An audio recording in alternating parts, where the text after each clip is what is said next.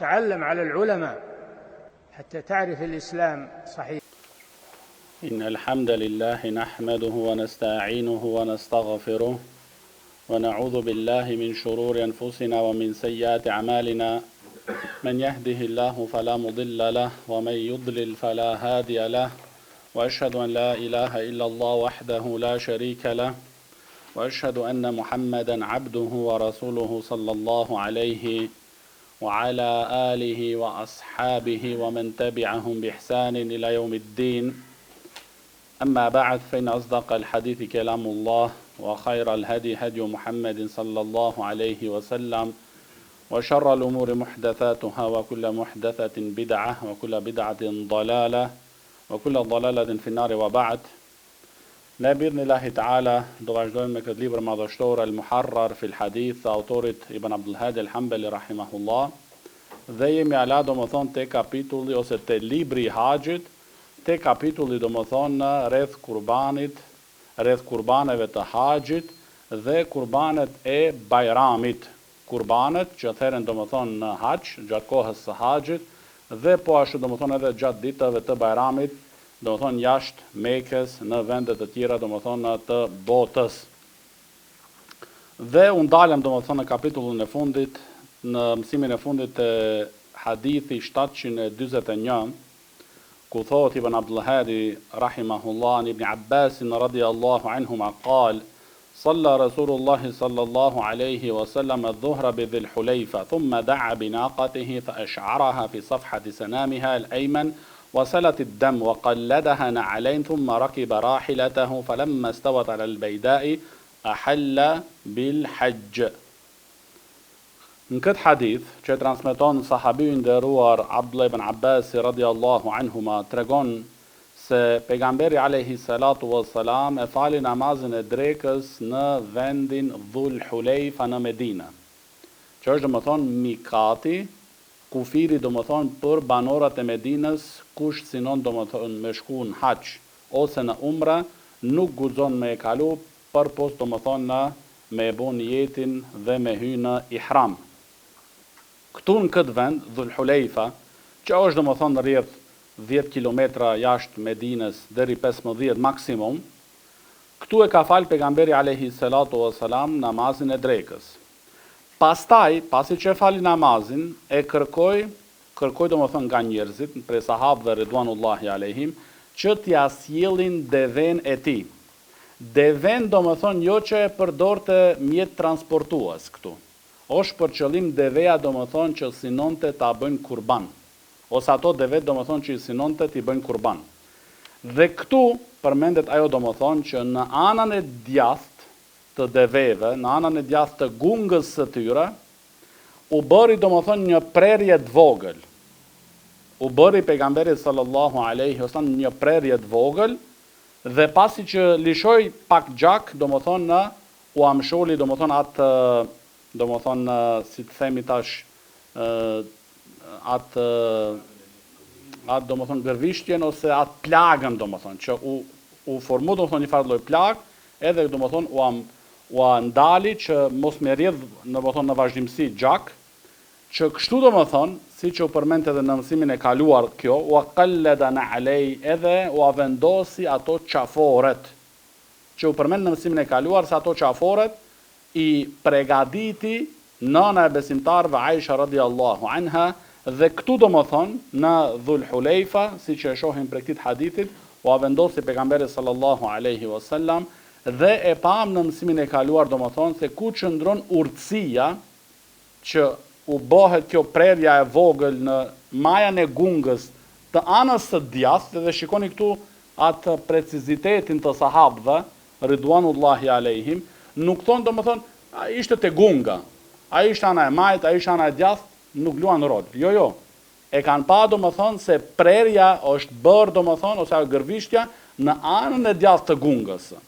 Edhe kjo ishte si sinjal, si lloj sinjalit domethënë, edhe për të tjerit që nëse ajo gjatë rrugës pinë në Medinë deri në Mekë, që janë rreth 450 kilometra, ndodh që të humbet ajo, është ashtu.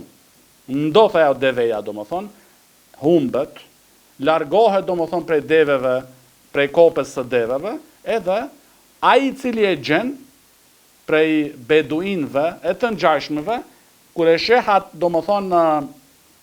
atë shenjën aty dalluese, e kupton se qëllimi është se kjo deve është e parapame për kurban. Është e parapame për kurban. Edhe kjo tregon në madhështi së fesë sonë. Shikoni edhe këto sende Allahu subhanahu wa ta'ala ja ka mësu pejgamberit sallallahu alaihi wasallam, se Sheikh Zedi rahimahullah përmend në mësimin e kaluar, thotë se është mine sunna, është prej sunetit veprimi një gjë të tillë. Kjo bëhet te devet edhe te lopët. Kurse siç e tham te delet nuk bëhet për shkak të leshit që kanë ata, edhe hupet ajo shenja, edhe në anën tjetër edhe për shkak se ato janë më dobta nga aspekti fizik prej deves dhe të lopës. Por atyrve u vendoset po ashtu qafora. Se ajo qaforja po ashtu e ka rolin e saj që të tjerit t'i dallojnë se ato kafsh janë të parapam për me qenë në kurban. Edhe mos me i prek, edhe mos me i prek. Pas kësaj, pejgamberi sallallahu alaihi wasallam kur arriti aty te një vend, që është Dhul Hulejfa, i cili quhet vendi El Beida, aty kur i hypi deves së tij, që përdorte si mjet transportues, aty e bëri niyetin për hax. Edhe kjo është ajo që është mustahab, e pëlqyer, që njeriu atëherë ta bëjnë niyetin për umre, ose për hax nëse niset prej Medina, kur hyp në ditën e sotshme në autobus për shembull. Kur hyp në autobus dhe kur fillon autobusi të fillojnë të lëviz me dal prej Dhul Hulejfa, edhe drejtohet normalisht drejtim të Mekës. Këtu e bën umrexhiu niyetin për umre, ose haxhiu niyetin për haxhin. Pastaj hadithi i radhës, thot autori Ibn Abdul Hadi rahimahullah, Jabirin radiyallahu anhu qal: نحرنا مع رسول الله صلى الله عليه وسلم عام الحديبية البدن عن 7 والبقر عن 7 رواه مسلم. Transmeton këtu Jabir radiyallahu anhu, ku tregon se në vitin e Hudejbijës, therën së bashku me pejgamberin sallallahu alaihi wasallam një deve për 7 persona. Dhe po ashtu një lop u bashkëngjitën 7 persona. Kjo tregon ky hadith, mësojmë prej këtij hadithit, siç e thot Sheikh Zedi rahimahullah këtu në shpjegimin e këtij hadithit, se deveja dhe po ashtu edhe lopa bën të marrin në të pjesë 7 persona. Do thonë 7 familje këtu. Se ai kryesori i familjes e therr kurbanin, ose merr pjesë në këtë deve ose lop, pastaj edhe shpërblimi është edhe për ata antarët e familjes. Thotë Sheikh Uthemini rahimullah, shpërblimi është më i gjerë, kurse pjesëmarrja, ortakria këtu që bën ortak, janë 7 persona, 7 persona. Kurse secili person mundet me pas ka 10 antarë në shtëpi. Po, ajo kryesori i familjes merr edhe argumenti është ky hadith. Hadithi i Jabir radiyallahu anhu, që në vitin e Hudejbijës, që është viti i 6 pas hijretit të pejgamberit alayhi salatu wassalam, që në atë viti i 6, u nis pejgamberi alayhi salatu wassalam nga Medinja për në Mekë me e kry umrën. Por, kur mrini të vendi El Hudejbija, që e ka emrin, prej një pus, një burim që qëndron në atë vend, edhe si pas atit pusit e ka marrë vendi emrin El Hudejbija, që është rrjedh 20 kilometra para Mekës. Rrjedh 20 kilometra para Mekës, në atë vend dolën mushrikët dhe e penguan pejgamberin sallallahu alaihi wasallam nga kryerjes së umrës. E penguan, e ndalën. Edhe u bo do më thonë aty, ajo marveshja mes pejgamberit sallallahu alaihi wasallam dhe mushrikët. Dhe është quajtur do më thonë Umratul Hudejbija, Umreja el Hudejbijes. Sepse do më thonë i ruajtën flokët edhe po ashtu i therën ato do më thonë në kurbanet që i patën me vete. Dhe është quajtur po ashtu Ghazuatul Hudejbija, lufta e Hudejbijes. Me gjithatë se nuk ka ndodh luft, nuk ka pas aty do më thonë luft mes pejgamberit alayhi salatu wassalam dhe mushrikët. Po pse kanë quajtur disa prej dietarëve lufta e Hudejbijes, Ghazuatul Hudejbija, shkaku se para se të nisen për në Mekë, pejgamberi sallallahu alaihi wasallam ja dhan sahabët ridwanullahi alaihim besën për edhe me luftu, nëse ka nevojë domethënë që edhe me luftu. Këtu domethënë, këtu e mësojmë se te çështja e devës edhe të lopës bën të marrin pjesë domethënë në 7 persona, 7 familje. Dhe kjo në disa vende mund të jetë domethënë më e përshtatshme për personin se sa me e therë një dele. Se do shta çmimi i deleve është ka 300 euro, 350 euro, 400 euro, e një lop, për shembull, është do shta 1500 euro, ose 1000 euro. Po do shta mundet edhe me qenë lopa ma e shtrenjtë se sa një dele. Po ka mundësi do më thonë në rrethana të caktuara, që lopa kur ndahet në 7 persona, me qenë më e lirë në çmim se sa do më thonë një dele. Edhe kështu njeriu bën do më thonë, bën me marrë pjesë, edhe e merr shpërblimin se ka therë kurban. Ka edhe situata, ose rasti, që njeriu në vendin e tij ku jeton, nuk ka mundësi me e blet një dele, shkaku i çmimit të lartë. Por ka një vend tjetër, do më thonë, që ajo delja për kurban është shumë ma e lirë. A bën ai mi dërgu lekët në atë vend, edhe me e bo kurbanin, bën. Do thonë, nuk është çështja se, për shembull në Zvicër, ose në vendet e perëndimit të sot, është edhe shkaku i pengesës, që ta pengojnë. Edhe prandaj shumë prej vëllezërve i dërgojnë ato në vendet tona, për shembull. Po ka dikush edhe aspekti ekonomik nuk ja mundson. Ajo është për shembull këtu. Po një dele këtu koshton 250 euro. Kurse ndoshta do një vend të Afrikës është 100 euro për shembull.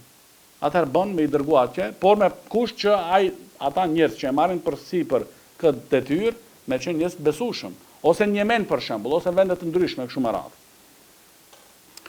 Sheikh Uthaymin rahimahullah përmend një situatë, nëse ndodh që pa prit mazi janë bërë 8 persona në atë deve ose në atë lopë.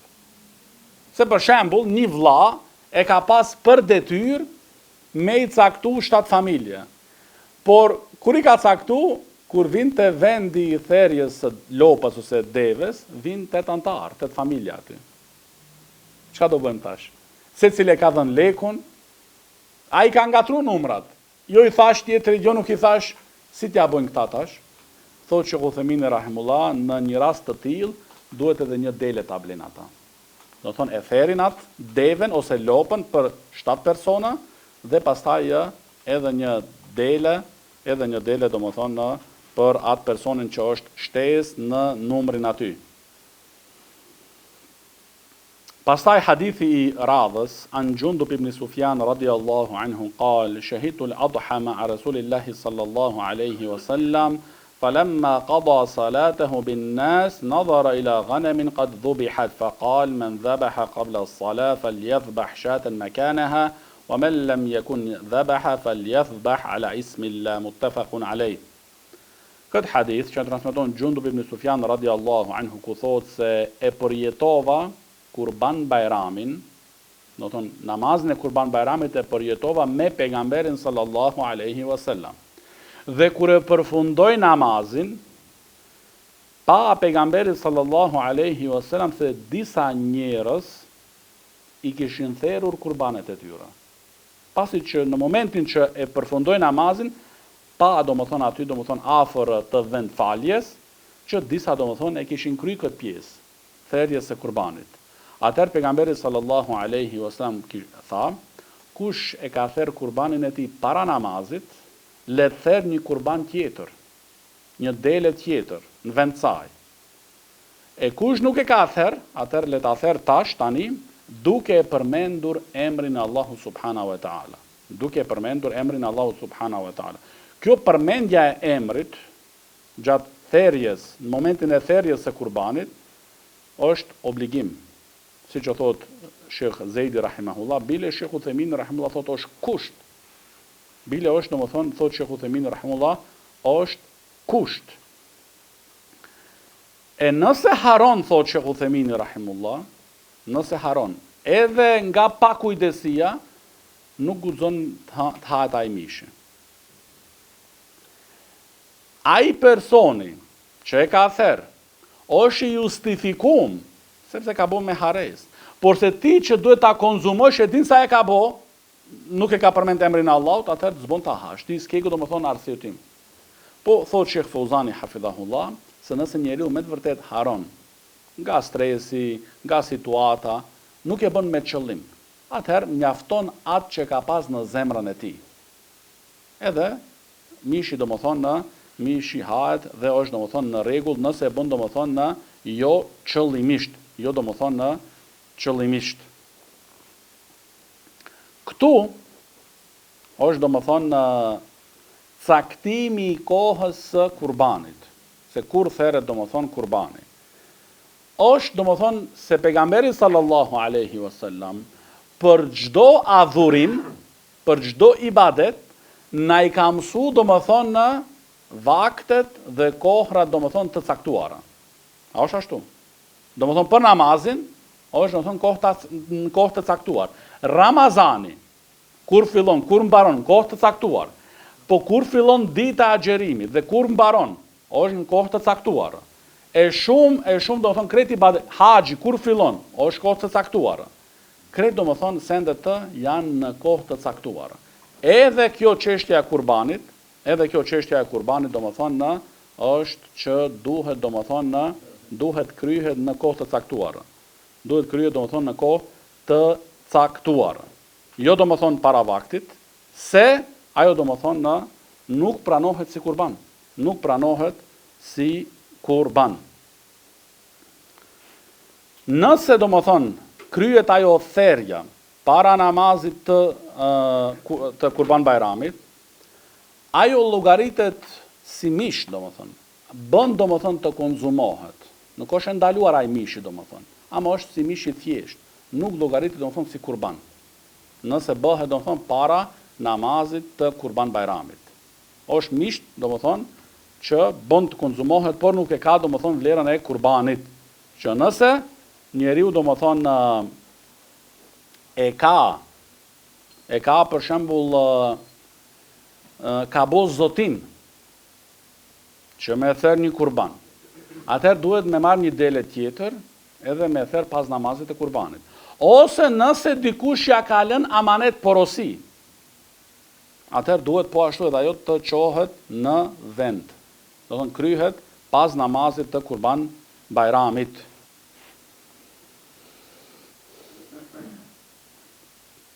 Thot Sheikh Zejdi rahimahullah po ashtu, se përmendja bismillah është detyrë, obligim. Kurse et tekbir, me thënë Allahu Akbar, është mustahab, e pëlqyer. Do thonë, tesmia, bismillah, është obligim. Kurse, sa i përket et tekbir, është do më thonë e pëlqyer. Po ashtu thot Sheikh Zejdi rahimahullah, që ajo që duhet përmendet këtu se koha e therrjes së kurbanit fillon pas namazit të Kurban Bajramit dhe zgjat do më thonë deri para akshamit të ditës së 13 për ditëve të Teshrikut. Do më thonë, i ke 4 ditë realisht. Ditën e 10, ditën e 11, e 12 dhe e 13. Nuk është, do shta dikush për shembull ditën e parë ka angazhime tjera, atëre bën me bo therrjen e kurbanit të tij edhe në ditën e dytë, ditën e tretë, ditën e katërt, deri në aksham. deri në akşam domethënë vlen si kurban, vlen domethënë si kurban. Te çështja e hadithit që në kaloi pak më parë, hadithi i Gjabir radiallahu anhu, ku tregon domethënë se e therëm një deve për 7 persona dhe një lopë po ashtu, këtu te çështja e ndarjes së mishit, kur ndahet pastaj mishin 7 familje, 7 persona. Kjo ndarje ndodh për afërsisht, domethënë. Nuk është ashtë patjetër ta marrish aty domethënë me imat me kila. Jo po mu më dha gjithë kile ma shumë, 300 gram plus, 400 jo. Nuk është qëllimi ky domethënë. Për afërsisht. Edhe nëse ndodh që ty të bin ma pak. Shkon në shtëpinë tënde, i qet dhe me zemër domethënë nuk i acarum ose diçka, ose nuk djen pa kanaqësi. Është domethënë çdo gjë domethënë në rregull. Pastaj hadithi i radhës an Jabir radiallahu anhu قال صلى النبي صلى الله عليه وسلم يوم النحر بالمدينة فتقدم رجال فنحروا وظنوا أن النبي صلى الله عليه وسلم قد نحر فأمر النبي صلى الله عليه وسلم من كان نحر قبله أن يعيد بنحر آخر ولا ينحر حتى ينحر النبي صلى الله عليه وسلم. Këtë hadith, që është po ashtu nga Gjabir radiallahu anhu, ku tregon domethënë se pejgamberi sallallahu alaihi wasallam e ka falë domethënë namazin e Kurban Bayramit në Medinë dhe disa u ngutën në therrjen e kurbaneve të tyre, sepse menduan ata se pejgamberi sallallahu alaihi wasallam veç se ka kry. Atëherë, kur ka pa pejgamberi alaihi salatu wasallam se ata e kanë kry therrjen e kurbaneve para tij, atëherë domethënë i urdhëroi që ta përsërisin domethënë therrjen, domethënë me sjell kurbane tjera. Dhe që të mos e paraprejnë pejgamberin sallallahu alaihi wasallam në therrjen e kurbaneve. Ky hadith e ka marr Imam Maliku rahimahullah për argument se njerëzit nuk guxojnë t'i therin kurbanet e tyre para pushtetarit. Njëherë do thonë pushtetari e therr kurbanin e tij në ditën e Kurban Bayramit, pastaj vinë domethënë njerëzit. Sepse këtu ka qenë pejgamberi alayhi salatu wasallam pushtetari i Medinës. Edhe kjo ka marrë Imam Maliku se njerë e therr pushtetari, pastaj domethënë vinë edhe njerëzit të tjerë. Kjo është mendimi i Imam Malikut rahimullah, kurse mendimi i shumica e dietarëve, pjesa më e madhe e dietarëve domethënë e kanë mendimi domethënë se nuk pritet që ta përfundoj ose me therr imami kurbanin e tij, pastaj me fillon njerëzit, po çështja është e lidhur, siç e thotë edhe Sheikh Uthemini rahimullah, me namazin e Kurban Bayramit. Pasi që përfundon namazi Kurban Bayramit, atëherë bën domethënë që me njëherë me fillu domethënë me çështjen e therrjes së kurbaneve. Pasi që përfundon namazi, e jo a ka kry imami therrjen e tij të kurbanit ose jo. Dhe këtë hadith këtu të Gjabir radiallahu anhu e kanë shpjegu se është domethënë një farë lloj çortim. Është çortim që mos me nxitu, se ndoshta ndodh nga nxitja e madhe që me bë therrjen e kurbanit edhe para namazit. Kjo është domethënë si lloj çortimi e përndryshe domethënë bën që njeriu domethënë me fillu me therrjen e kurbanit me një herë pas namazit të Kurban Bayramit. Kurse ata thotë Sheikh Uthemini rahimahullah, Sheikh Zejdi rahimahullah, që jetojnë në shkretir, jetojnë domethënë larg ku njerëzit të bohen dhe i falen namazet e kurbaneve, e Kurban Bayramit ose të Fitr Bayramit, ata njerëz që jetojnë larg, ata presin pak një kohë të caktuar.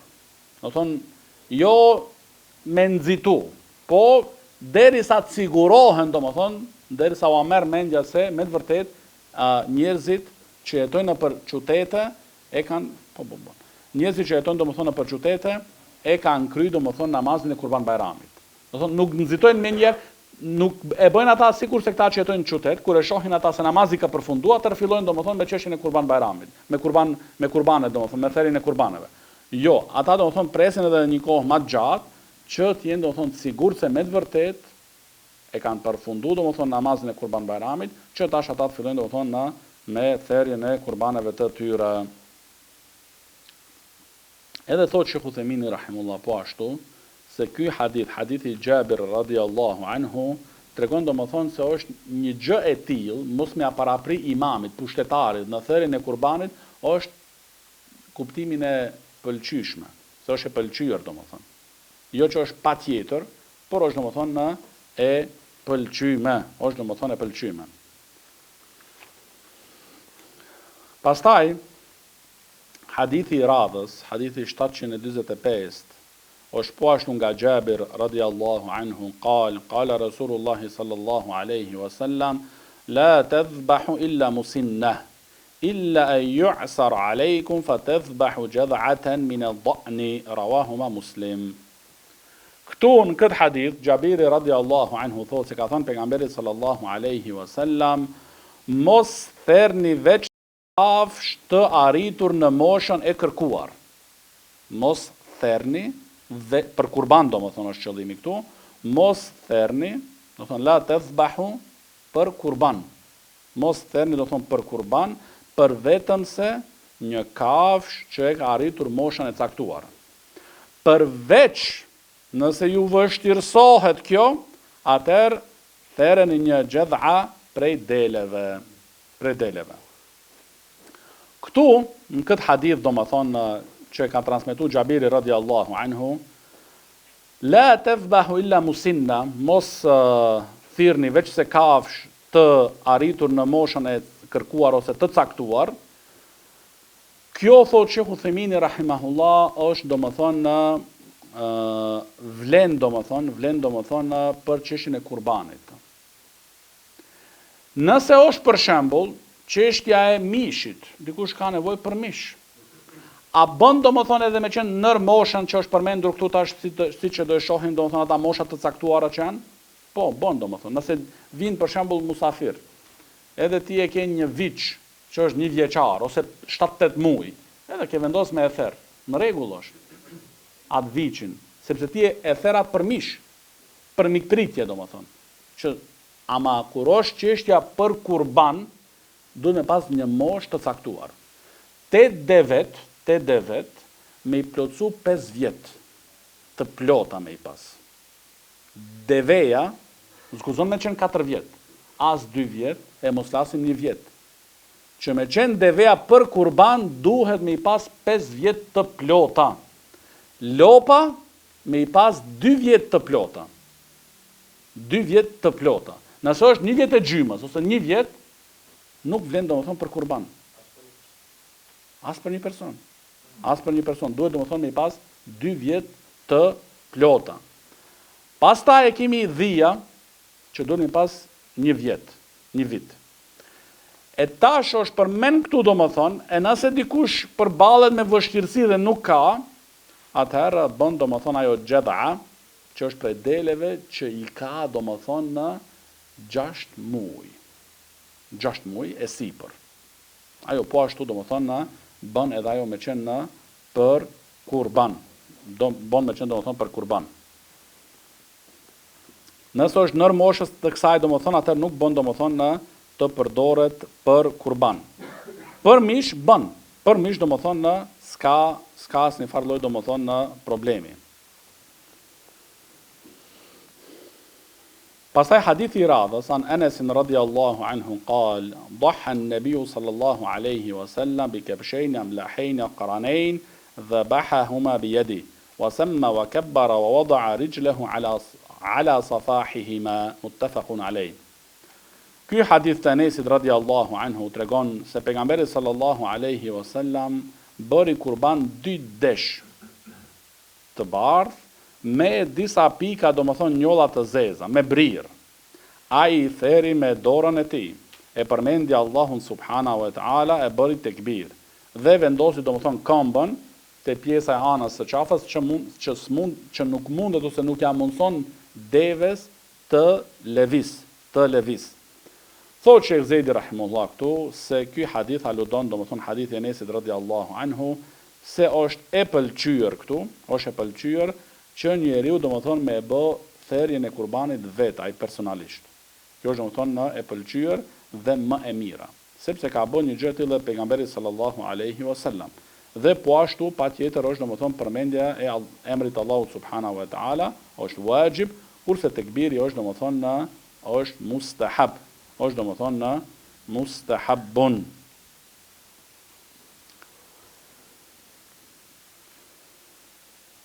Pastaj hadithi I radhës an ummi Salamata radhiyallahu anha qalet qala Rasulullahi sallallahu alaihi wasallam man kana lahu dhabhun yadhbahuhu فإذا أحل حلال ذي الحجة فلا يأخذن من شعره ولا من أظفاره شيئا حتى يضحي رواه مسلم. Këtë hadith që transmeton nëna besimtarve Ummu Salama radhiyallahu anha ku thot se pejgamberi sallallahu alaihi wasallam ka thonë kush ka një kurban që dëshiron ta therr. Kush ka kurban, një kurban do të thonë ka bë gati, që dëshiron ta therr, atëherë kur të hyjë muaji Dhulhijhes, të mos merr asgjë nga flokët e tij, as nga thojt e tij derisa ta therr kurbanin, derisa ta therr domethënë kurbanin. Ky hadith, siç e thot Sheikh Zeidi rahimahullah këtu, edhe po ashtu Sheikh Ibn Bazi rahimahullah dhe shumë dietar të tjerë, aludon domethënë se therrja e kurbanit është sunet I fortë. Therrja e kurbanit është sunet I fortë, sepse është domethënë kush ka një kurban që dëshiron, nëse do ishte wajib, nuk është që dëshiron, por është I detyruar dhe I obliguar. Po kjo tregon domethënë ky hadith tregon domethënë se therrja e kurbanit është domethënë çështje që është sunet domethënë I fortë dhe çështje e pëlqyer, por nuk është domethënë wajib, nuk është domethënë detyrë. E nëse domethënë dikush ka vendos domethënë me therr një kurban, ose edhe më shumë, se thotë Sheikh Ibn Bazi rahimahullah, për një familje një dele. Po nëse dikush don 3, 4, 5 dele me I therr, bën. Nëse ti ke domethënë, ke mundësi ekonomike, atëherë sa më shumë, aq edhe më shumë shpërblim. Po një është minimumi. Kur do dikush domethënë me therr kurban, atëherë sa hyn domethënë muaji Dhulhijhes, që është muaji I fundit, që është muaji I haxhit, atit personi domethënë I ndalohet domethënë që mos me marr asgjë domethënë nga flokët e kokës së tij, as çimeve të sqetullave, as musteqet e as çimeve të tjera, e as nga thojt e duarve apo të këmbëve, derisa ta kryej domethënë therrjen e kurbanit të tij. Nëse ndodh për shembull ai e vënon deri në ditën e tretë therrjen e kurbanit, nuk është patjetër që ti nëse ke fal namazin shkon në shtëpi dhe I pre thojt e kështu me radhë. Jo. Nuk është e lidhur çështja me namazin, po është e lidhur me përfundimin e therrjes. Nëse ndodh që ti e therr kurbanin ditën e 4, atëherë nuk I prek domethënë flokët e çimet e kështu me radhë deri në atë ditë, kur e bën domethënë kur e bën kurbanin. Po nëse ndodh që një person ka hyrë muaji Dhulhijja dhe në fillim nuk ka pas synim me bë kurban. Se shkaku domethënë çështja ekonomike, nuk ka pas. Po një ditë para Kurban Bajramit, ose 2 ditë, I vin do lek, ka punu për shembull, është angazhu, edhe, ose dikush I ka pas borç për shembull, ka pas borç, s'ja ka kthy, në atë ditë ja kthen borxhin, atëherë ai ka mundësi me therr kurban, dhe do. Prej momentit domethënë që e bën nijet, I ndalohen atij domethënë prekja e çimeve dhe flokëve dhe e kështu me radhë. E kuptuat tash? Do thonë se ndodh ai që do thonë ka hyrë muaji Dhulhijja, kanë kaluar 5 ditë, 6 ditë. Atëherë e bën niet që me therr kurban, prej atë ditës, do thonë prej atit momentit, ai domethënë ai I përmbahet veprimeve të tilla që u përmendën hadith, por në anën tjetër domethënë lejohet çështja domethënë e afrimit të gruas, e çështjeve të tjera domethënë I ka plotësisht domethënë të lejuara, vetëm janë këto sende që janë përmendura në këtë hadith. Hadithi domethënë e Ummu Salamas radiallahu anha. Pastaj, hadithi i radhës, an Ubejt ibn Fejruz, قال سألت البراء بن عازب رضي الله عنه قلت حدثني ما نهى عنه رسول الله صلى الله عليه وسلم من الأضاحي أو ما يكره فقال قام فينا رسول الله صلى الله عليه وسلم ويدي أقصر من يدي فقال 4 لا تجزئ العوراء البين عورها والمريضة البين مرضها والعرجاء البين ضلعها والكثير التي لا تنقي قلت إني أكره أن يكون في السن نقص وفي الأذن نقص وفي القرن نقص فقال ما كرهت فدعه ولا تحرمه على أحد. Këtë hadith që transmeton Ubejt ibn Fejruz, rahimahullah, thotë e kam pyetur El Bara ibn Azib, që është prej sahabëve, radiallahu anhu, i thash, më trego se nga cilat kafsh për kurban ka ndaluar i dërguari Allahu sallallahu alaihi wasallam përdoret për kurban domethën, ose i ka uryer. Do të thonë për ato kafshat që janë të lejume për kurban, por për shkak diçka që e kanë ata, do një dëm, nuk janë domethënë të përshtatshme të bëhen për kurban. Edhe për kurban janë vetëm ato devet, lopët, edhe delet, që hyn këtu edhe dhia. Këto janë domethënë. Nuk bën që dikush me therr diçka tjetër për kurban. Do një pul për shembull, i ka shumë pul aty në shtëpi dhe i merr i therr thotë i bëj kurban. Ose kal për shembull, kali. Se sipas mendimit më të saktë, mishi i kalit lejohet. Atëherë thotë kam një kal edhe ose disa, njënin e bëj kurban, nuk bën domethënë. Vetëm prej këtyre llojeve.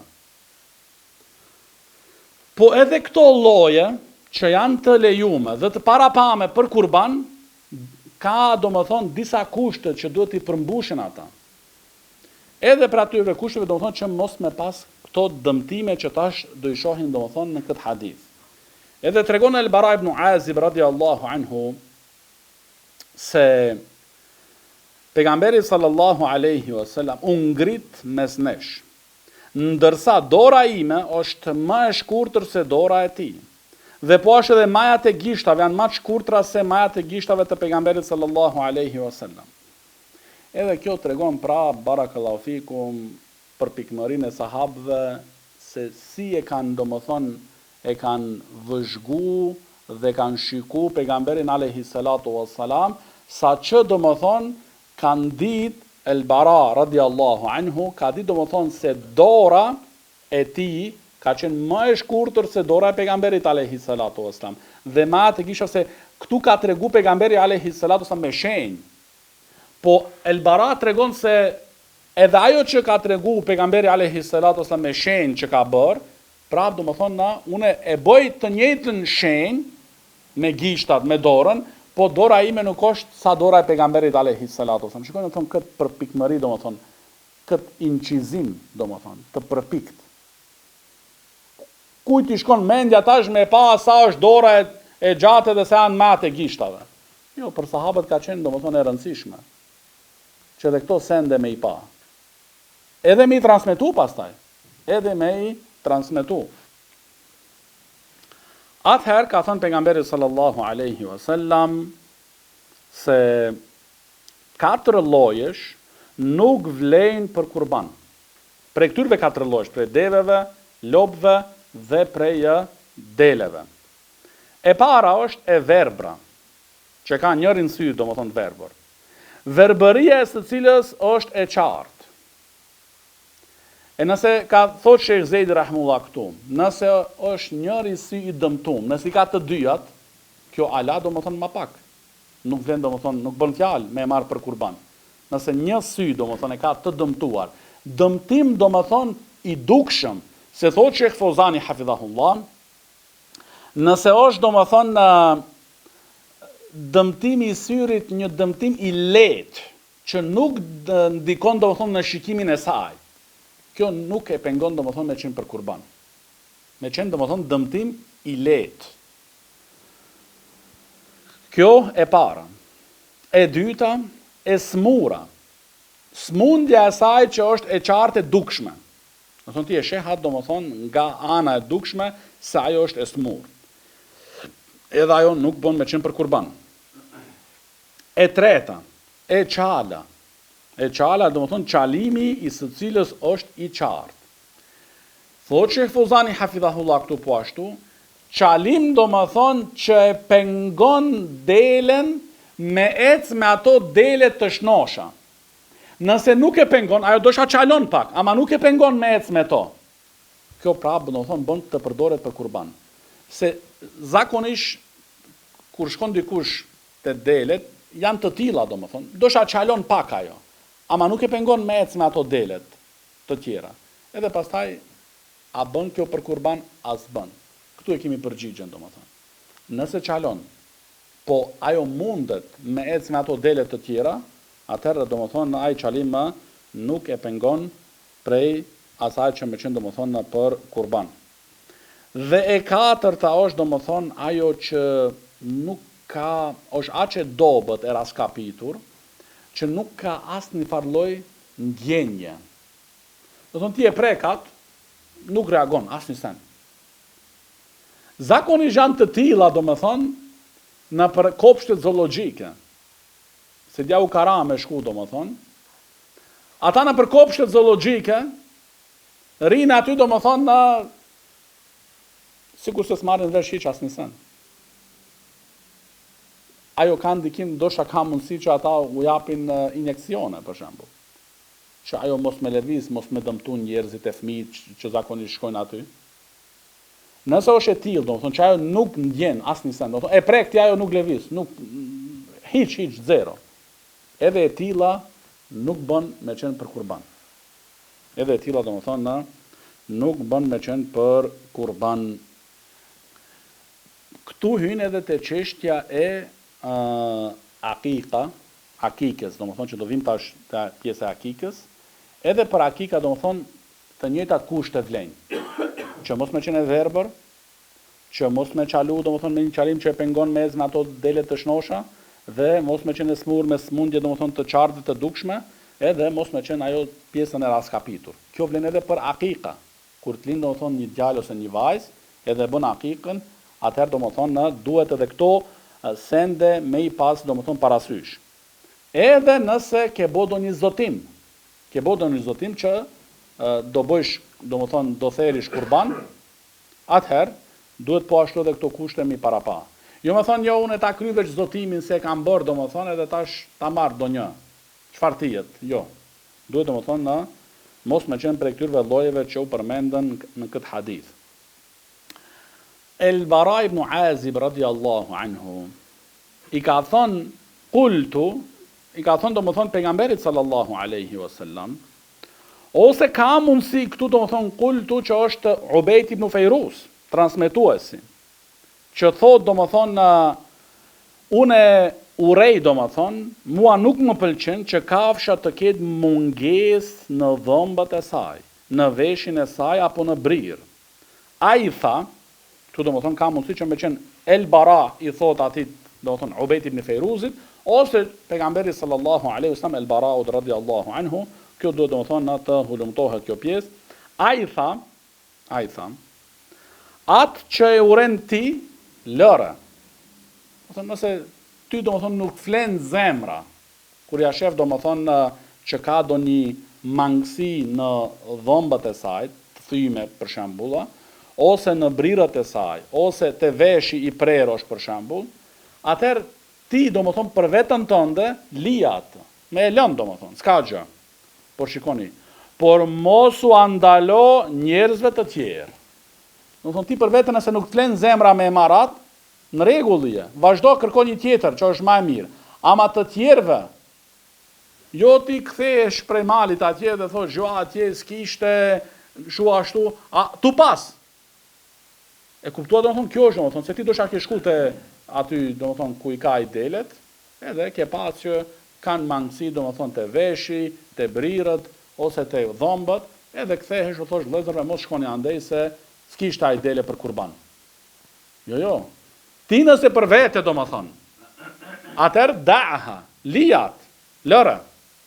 Por mos u andalo njerëzve të tjerë, mos u avështërso. kur ka hapësirë. Kur ka hapësirë, kur s'ka hapësirë, s'ka domethënë, as për ty, as për të tjerit.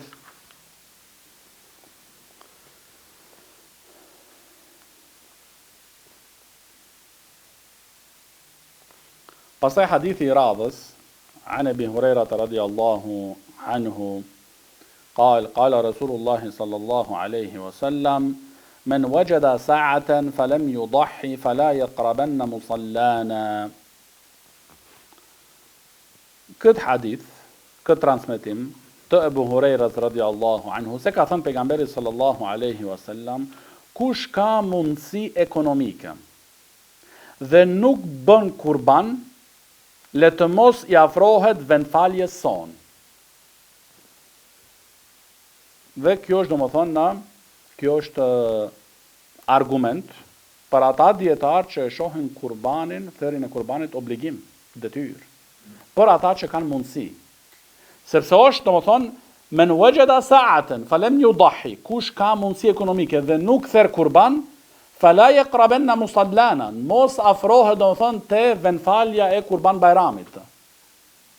Por kjo është domethënë në kuptimin e qortimit dhe po ashtu është edhe nxitje për therrjen e kurbanit. Kurse ky transmetim, siç e thotë edhe këtu Ibn Abdul Hadi rahimullah, rawahu Ahmed wa Ibn Majah wa sahhaha Tirmidhi wa ghayruhu waqfahu. Këtë hadith e ka transmetuar Imam Ahmedi, po ashtu Ibn Majah dhe po ashtu e ka saksuar e Tirmidhi rahimullah dhe disa dietar të tjerë të hadithit, por nuk e kanë saksuar si hadith të pejgamberit alayhi salatu wasalam, por e kanë saksuar si thonje të Ebu Hurejrës radiallahu anhu. Si thonje të Ebu Hurejrës, se këtu ka dallim. A është thonja e sahabiut ose është thonja e pejgamberit alayhi salatu wasalam.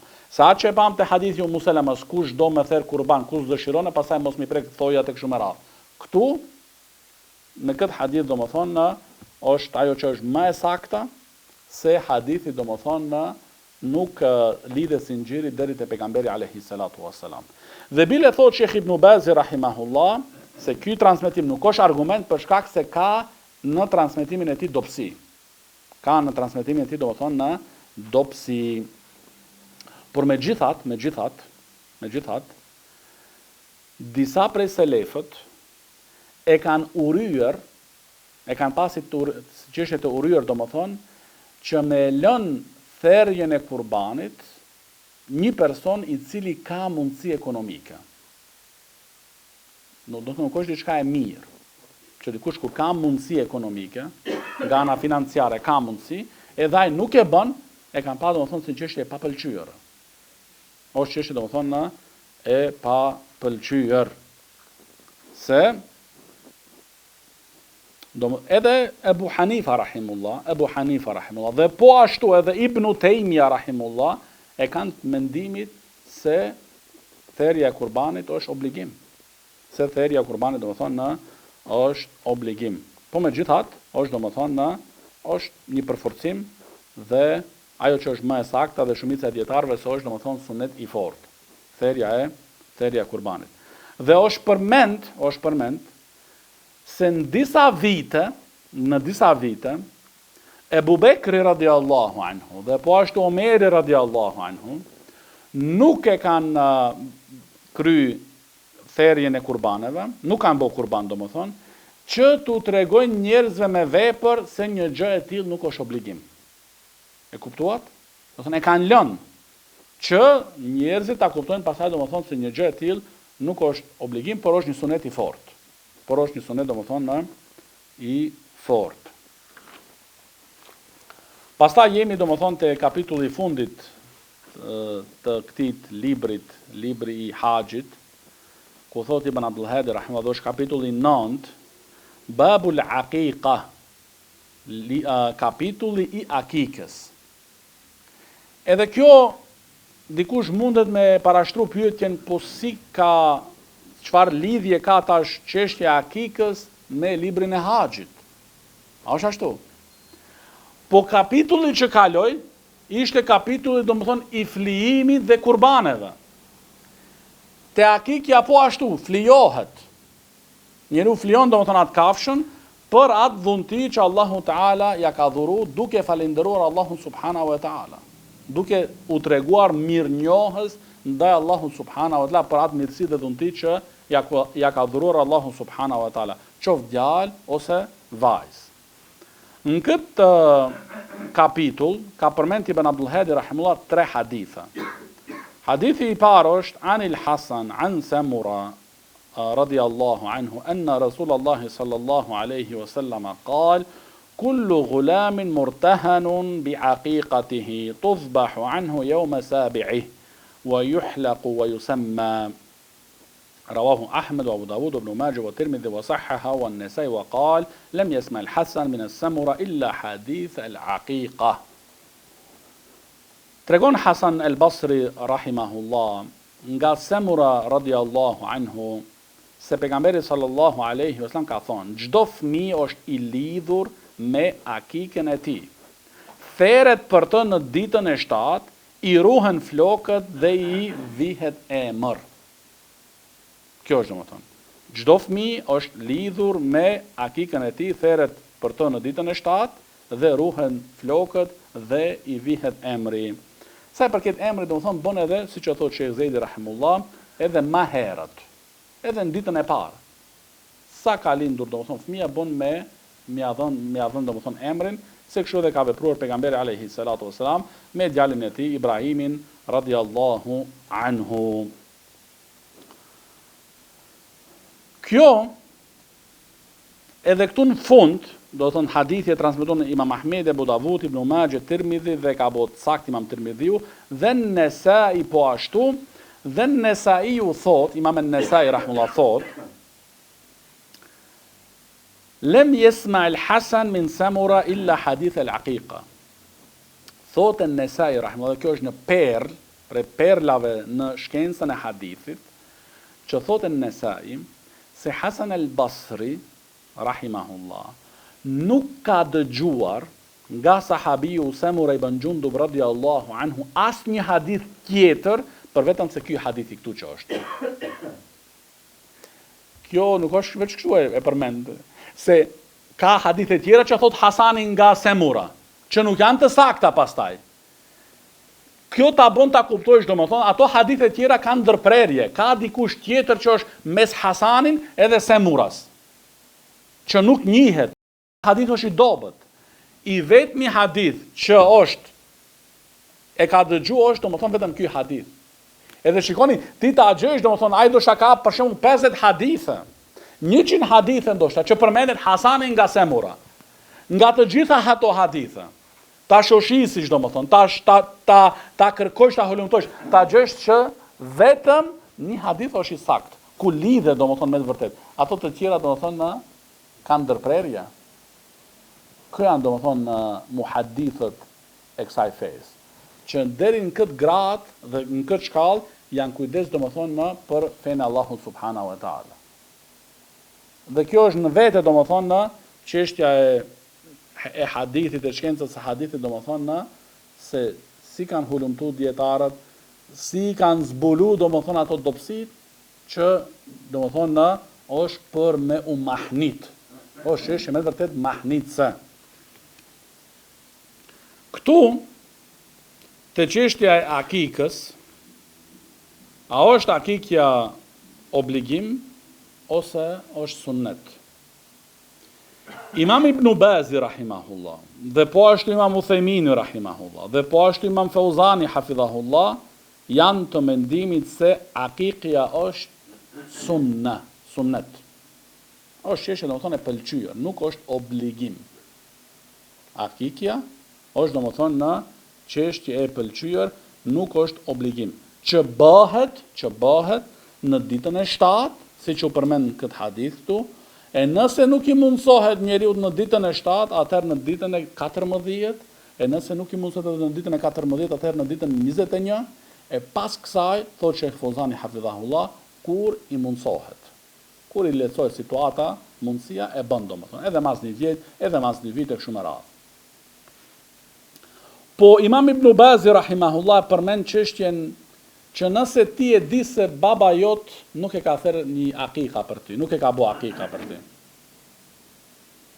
Nuk e ka bo, s'ka dit do shta.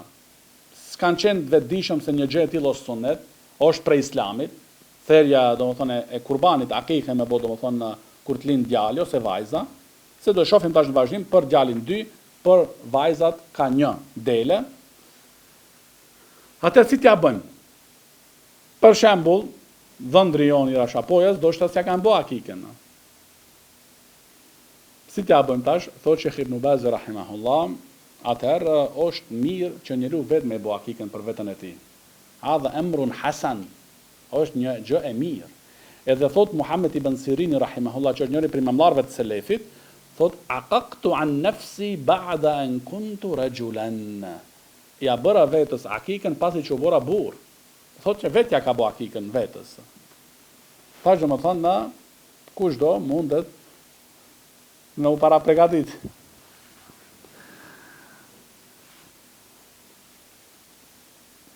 Domethënë një gjë e tillë sipas mendimit të Imam Ibn Bazit rahimullah, bën domethënë që njeriu më e bë, edhe po ashtu domethënë na Muhammed ibn Sirini, që është prej nxënësve të Ebu Hurejras radhiyallahu anhu, që domethënë e ka bëj vet akiken për veten e tij. Ba'da an kuntu rajulan, pasi që janë bërë burr domethënë. Kjo do të thonë që ka qenë mosh rritur.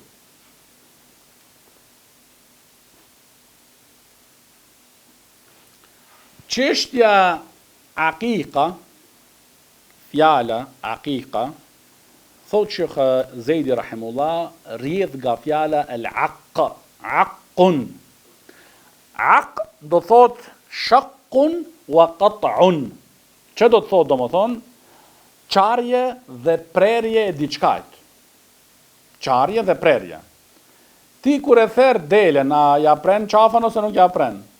E po kjo është, pre aty vjen fjala akika. Që ti do të thonë ja pren qafën, ja pren ato damarët do më thonë, fytin për shembull. Është therje do më thonë. Kjo, nga aty rrjedh fjala el akika nga aspekti gjuhësor. Kurse nga aspekti fetar, është do më thonë, thotë Sheh Zejdi rahimullah, që e bën njeriu një, do më thonë, kurban, një therje, për fëmijën që i ka lindur, duke u treguar mirënjohës ndaj Allahut subhanahu wa taala, duke u treguar domethënë mirënjohës ndaj Allahut subhanahu wa taala. Por nëse dikush thot, për shembull, sidomos dikën e kapin emocionet, s'ka pas fëmijë një kohë të gjatë, për shembull, ose dikush për shembull është doktor, ka mundësi. Edhe thot, unë se bëj një dele, unë e bëj, ose një dash, unë e bëj një lopë për kurban, për akika, do më thonë për djalin. Ose një deve, shkojmë në umra, edhe e therr një deve. A bën kjo? Ibn Qayyim rahimahullah thot, jo, nuk bën. Sepse tekstet që janë përmendur çështja e akikës, të gjitha përmenden çështja e deles. Nuk përmendet aty as deve e as lopë. Edhe pasi që në ato tekste fetare, hadithet respektivisht, nuk përmendet çështja e deves edhe lopës, atëherë njeriu përmbahet teksteve, thot Ibn Qayyim rahimullah, dhe nuk del jashtë atyrve. Prandaj domethënë edhe po patë shumë, mjaftohu domethënë me atë që e ka bërë pejgamberi sallallahu alaihi wasallam. Te çështja e, domethënë, i ruhen flokët. Sa i përket djalit, mashkullit, janë pajtuar, domethënë, edhe Shafit, edhe Hanabila, Hanbelit, edhe Malikit, se domethënë djalit në ditën e 7 i ruhen flokët. Për vajzën, kurse Hanefit kanë thënë, është çështje mubah, po do e bën, po do se bën. Nuk lidhet me çështje fetare. Po si qëndron puna te vajza, nëse të lind një vajzë, edhe në ditën e 7-tash, ja bën akiken, a i ruan flokët po ashtu në atë ditë? Hanbelit nuk e kanë një mendim i tillë. Dhe prandaj Shekhi Ibn Bazi rahimullah dhe Shekhu Thejmini rahimullah kanë edhe këtë mendim që nuk i ruhen flokët, do më thonë vajzës, por kjo vlen vetëm për meshkujt. Kurse Shafit edhe Malikit e kanë mendimit se edhe vajza hyn këtu, për janë të përfshim. Edhe Imamu Sunna në kohën tonë, Imam El Albani rahimahullah, është pyetur për këtë mesele. Edhe ka është përgjigjur duke thonë Shekh El Albani rahimullah, në këtë gjykimi i ruajtjes së flokëve, hyn edhe meshkujt edhe vajzat. Pse? Sepse në ato tekste që janë përmendur ruajtja e flokës së atit fëmijës së posa lindur, nuk ka ndodhur asnjëherë do një përjashtim, që të bëhet domethënë vetëm për meshkujt e jo për femrat, për vajzat. Nuk ka përjashtim. Masi që nuk ka ardhur përjashtim, thotë Shekh Al-Albani rahimullah, atëherë edhe ajo përfshihet domethënë në këtë gjykim. Edhe vajza, jo vetëm djali. Pastaj hadithi i radhës an Ejub, an Ikrim, an Ibn Abbas radiyallahu anhuma, anna Rasulullah sallallahu alaihi wasallam aqqa an al-Hasan wal Husayn kabshan. Do më thonë, tregon Ibn Abbas radiyallahu anhuma se pejgamberi sallallahu alaihi wasallam ka bërë aqiqa për Hasanin dhe Husejnin duke therrur për secilin ka 2 dash. Për secilin do të thonë ka 2 dash. Edhe hadithi fundit an ummi Kurzin al-Ka'biyya radiyallahu anha qalet sami'tu Rasulullah sallallahu alaihi wasallam yaqul عن الغلام شأتان مكافئتان وعن الجارية شاة. Kjo gru, Umi Kurzin radiallahu anha, thot se kam dëgjuar pejgamberin sallallahu alaihi wasallam duke thonë, për djalin bëhen 2 dele, hakika, të barabarta, të përafërta, do më thonë, në mosh edhe në cilësi. Kjo është të barabarta kuptimin, në mosh edhe në cilësi. Ndërsa për vajzën një dele. Kjo, nëse ndodh, vin situata njeriu nuk ka mundësi për djalin e tij me i therr 2 dele. Po e ka mundësinë ekonomike 1 dele me e therr. A mjafton me kaq? Bon edhe kaq. Bon edhe kjo do më thonë që me e therr 1 dele dhe mjaftohet do më thonë me të sipas mundësive. E kjo është do më thonë, jemi në fund edhe të këtij kapitullit dhe prej javës tjetër do më thonë, vazhdojmë me librin Kitabu Sajdi wa Dhabaih, libri i gjuetësisë dhe i kafshëve të therrura. Kjo vjen do më thonë prej mësimeve të ardhshme. Hadha wa sallallahu ala nabina Muhammad wa ala alihi wa sahbihi wa sallam.